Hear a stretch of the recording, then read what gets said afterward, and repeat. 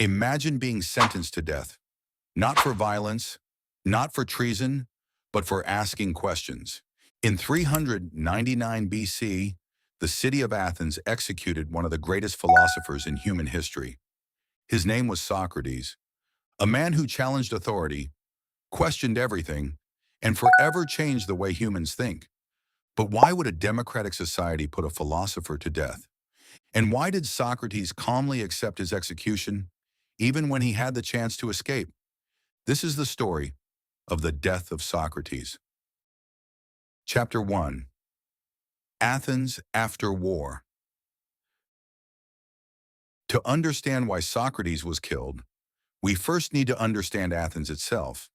Athens was one of the most powerful city-states in ancient Greece. It was famous for philosophy, art, democracy, and military power. But by the late 5th century BC, Athens was in crisis. For nearly 30 years, Athens had fought a brutal conflict against Sparta known as the Peloponnesian War, and Athens lost. The war devastated the city. Thousands died. The economy collapsed.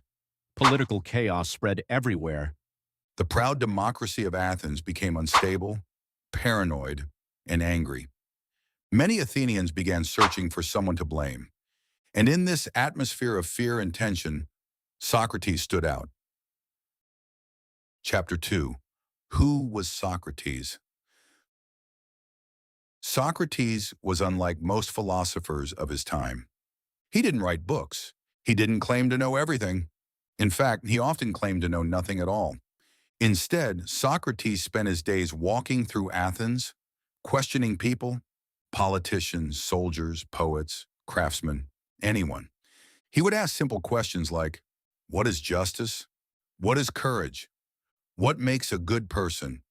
But as conversations continued, people often realized they couldn't truly explain their own beliefs. This method of questioning became known as the Socratic method. And while some admired him, many others hated him. Because Socrates embarrassed powerful people publicly. He exposed ignorance, and he encouraged young Athenians to question authority and think independently. To some citizens, this made him dangerous. Chapter 3. The charges against Socrates. In 399 BC, Socrates was officially put on trial. 3 men brought charges against him: Meletus, Anytus, and Lycon. They accused Socrates of 2 major crimes. First, corrupting the youth of Athens. Second, impiety, meaning disrespecting the gods of the city. According to his accusers, Socrates encouraged young people to challenge tradition, question leaders, and reject established beliefs. And after years of political chaos in Athens, many citizens were ready to believe it. Some of Socrates' former students had even become controversial political figures. One of them, Critias, had been part of the 30 Tyrants, a brutal oligarchic regime that briefly ruled Athens after the war. Even though Socrates himself had never supported tyranny, his association with these figures damaged his reputation. To many Athenians, Socrates represented instability, a man whose ideas threatened the state itself. Chapter 4. The Trial. Hundreds of Athenian jurors gathered to decide Socrates' fate. Now here's what's fascinating. Socrates could have probably saved himself if he apologized, if he flattered the jury, if he promised to stop teaching, he may have walked free. But Socrates refused. Instead, he defended philosophy itself. He argued that questioning people was not evil, but necessary. He claimed that Athens benefited from being challenged. At one point, Socrates compared himself to a gadfly, a small insect that constantly bites a horse to keep it awake. Athens, he argued, was the horse, and he was the gadfly keeping society conscious and thoughtful. The jury was not amused. When asked to propose an alternative punishment instead of death, Socrates shocked the court again. Rather than begging for mercy, he sarcastically suggested he deserved free meals for serving Athens. Many jurors became furious. The vote was cast. Socrates was found guilty, and then came the sentence: death. Chapter 5. The Final Days. After the trial, Socrates was taken to prison. His friends and students were devastated. Among them was Plato, who would later become one of the most influential philosophers in history. According to Plato's writings, Socrates remained calm during his imprisonment. He discussed philosophy even in his final days. His followers secretly arranged a plan for escape. The guards could be bribed, Socrates could flee Athens and live in exile.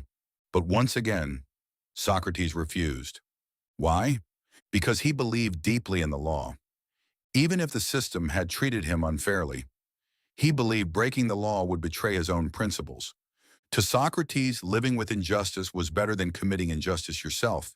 And so, he chose to stay, knowing it would cost him his life. Chapter 6. The Death of Socrates. Finally, the day of execution arrived. Socrates' friends gathered around him in his prison cell. According to Plato's account in the Phaedo, Socrates spent his final hours discussing the soul and the possibility of an afterlife. Then the prison guard entered carrying a cup of poison, hemlock, a deadly plant extract used for executions in Athens. The guard instructed Socrates to drink it, then walk around until his legs became numb. And without fear, Socrates took the cup. He drank the poison calmly. His students began to cry. But Socrates remained composed. As the poison spread through his body, paralysis slowly moved upward from his feet.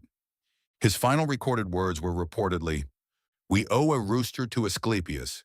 Pay it and do not neglect it." Soon after, Socrates died. He was around 70 years old. Chapter 7. Why his death changed history. The execution of Socrates became one of the most important moments in intellectual history, because although Athens silenced the man, it could not silence his ideas. His student Plato would preserve Socrates' teachings through written dialogues, and Plato's student Aristotle would go on to shape science, philosophy, and logic for centuries. Together, these thinkers formed the foundation of Western philosophy.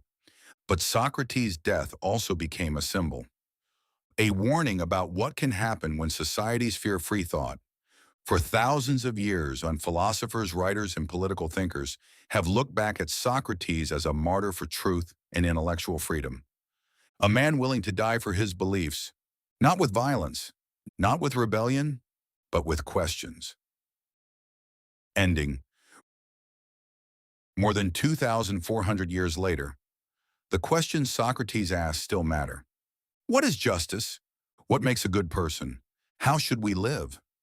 And maybe the greatest lesson from Socrates is this: true wisdom begins when we admit how little we actually know. Because the death of Socrates was not the end of philosophy. In many ways, it was the beginning.